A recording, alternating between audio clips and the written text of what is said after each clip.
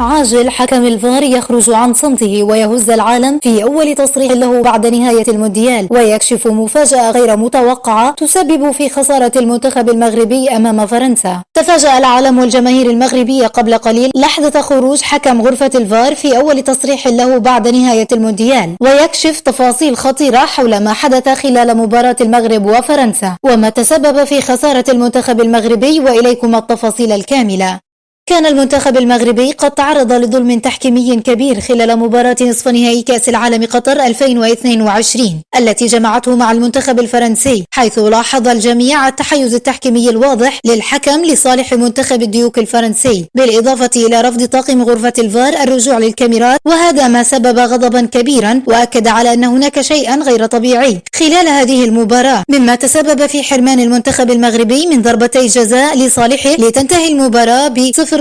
لفرنسا وسط غضب وحزن جماهيري كبير. وما هز العالم وزلزل الجماهير المغربية قبل قليل هو خروج أحد حكام غرفة الفار قبل قليل في تصريح مزلزل يكشف عن تفاصيل جديدة وغير متوقعة حول مباريات المنتخب المغربي، حيث حسب ما نقلت صحف خليجية فإنه صرح أن مباراة المغرب وفرنسا لم تكن طبيعية، حيث رغم وجود ضربات جزاء واضحة فقد منعنا طاقم الفيفا من الرجوع للكاميرات لأسباب غير معروفة. وقال أيضا: أعتقد أن المغرب تعرض للظلم خلال هذه المباراة، وهذا ما أثار جدلا كبيرا خصوصا بين الجماهير المغربية.